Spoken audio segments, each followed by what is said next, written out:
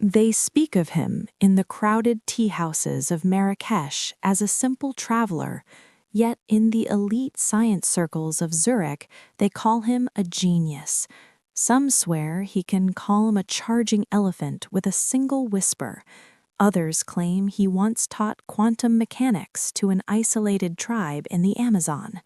He is an adventurer, a philosopher, a poet, and some say a spy. Everyone has heard of him, but no one truly knows him. His life is a puzzle where the pieces are scattered across 7 continents and forgotten centuries. His name is Maximilian. Today, we step beyond the edge of history and myth to uncover the journey of the most interesting man alive. Prepare yourself, because this is the story of a life lived without limits. There are whispers in the ancient marketplaces of Marrakesh, hushed conversations in the exclusive galleries of Paris, and knowing nods in the dusty libraries of Oxford. They speak of a man, not a king, not a billionaire, not a celebrity in the modern sense. Yet his name evokes a peculiar reverence, a deep fascination. Some say he once calmed a charging elephant with a single whisper. Others claim he taught quantum physics to Amazonian tribes. He has been called a philosopher, an adventurer, a poet, and a spy. He is a ghost in the annals of history, a legend whispered among the living. He is Maximilian, and today we peel back a layer of the enigma that is his life. Maximilian's beginnings were far from the extraordinary life he would lead. Born in a quiet, unassuming town nestled in the Swiss Alps, he was a child of endless questions. While other boys played with wooden soldiers, Maximilian was dissecting flowers, sketching star constellations, and devouring ancient texts found in his grandfather's attic. His first adventure wasn't crossing a continent, it was journeying through the pages of an old encyclopedia. His teachers often described him as brilliantly unfocused. He could solve complex mathematical problems in his head, but would lose himself for hours observing a beetle's journey across a classroom floor. He wasn't rebellious, just unbound.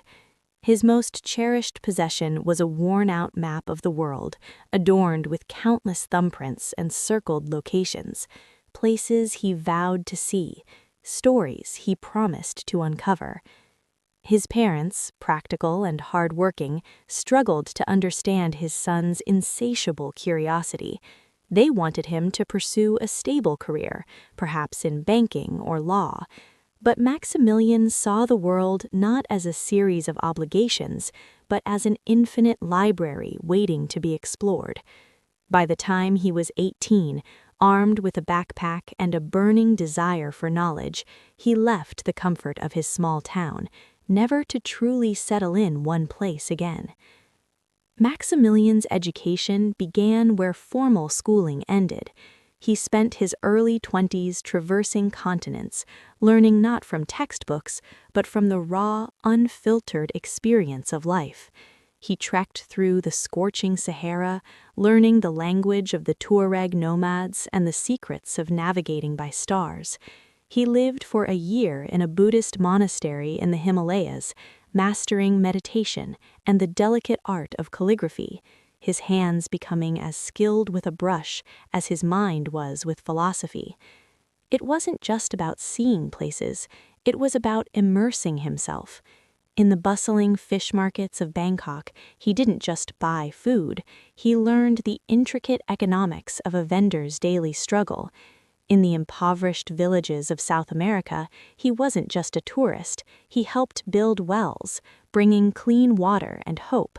He spoke 7 languages fluently and countless dialects imperfectly, often using them not to impress, but to genuinely connect with people. He learned that true wealth wasn't measured in gold, but in stories, in shared laughter, and in the quiet understanding between strangers. He didn't just collect stamps in his passport, he collected fragments of humanity, weaving them into the rich tapestry of his soul. Maximilian never chased a single profession, yet he mastered many. He was, at various points, a skilled cartographer who mapped uncharted territories, a polyglot translator for international tribunals, and an amateur astronomer who discovered a minor comet. He could identify ancient artifacts with a single glance and explain the intricacies of quantum entanglement with startling clarity to a child. His versatility was legendary. One tale recounts how, during a diplomatic crisis in a remote Central Asian nation, Maximilian, then working as a simple cultural attaché, diffused a tense hostage situation not with force, but by reciting ancient epic poetry in the local dialect, connecting with the captors on a human level that no politician could. Another story whispers of him conducting a symphony orchestra in Vienna, filling in for an ailing maestro at the last minute, captivating the audience with his intuitive understanding of the music. He possessed an uncanny ability to absorb knowledge. He once spent a month in a remote Aboriginal community in Australia, not just observing, but participating in their rituals, learning their Dreamtime stories, and earning their respect through his genuine humility and eagerness to understand. He didn't just read about different cultures, he lived them. This wasn't about showing off, it was about a profound belief that every human experience held a piece of the universal truth. He understood that true mastery wasn't about knowing everything, but about embracing the endless journey of learning. Despite his incredible exploits, Maximilian was never one for the limelight. He preferred the quiet corner of a library, the solitude of a mountain path, or a deep conversation with an old friend. His wisdom wasn't loud. It was distilled, potent, and often delivered with a twinkle in his eye. He didn't preach, he merely shared observations gleaned from a lifetime of living. People sought him out from all corners of the globe, not for his money or power, but for his perspective. A troubled CEO once flew across 2 oceans to ask Maximilian about the meaning of success, only to be told, "True success is measured not by how high you build your walls, but by how many bridges you build in your lifetime." A young artist struggling with self-doubt found inspiration when Maximilian simply said, "Doubt is the shadow of creation. Embrace it, for it means you are striving for something real." He believed that the greatest adventure wasn't exploring unknown lands, but exploring the depths of one's own soul. He taught that fear was not the enemy, stagnation was. He showed by example that life wasn't about avoiding mistakes, but about learning from them, embracing them as part of the grand tapestry of human experience. He didn't offer quick fixes, he offered profound shifts in perspective, encouraging people to find their own answers, guided by their inner compass. Maximilian never wrote a book, he never gave grand speeches. His legacy isn't enshrined in monuments or listed in history books. It lives in the hearts of those he touched, in the forgotten languages he revived, in the landscapes he helped preserve. He was a man who understood that the most profound impact is often made quietly, one interaction at a time. He lived for the journey, not the destination. He savored the taste of an exotic fruit, the warmth of a stranger's smile, the melody of a forgotten folk song.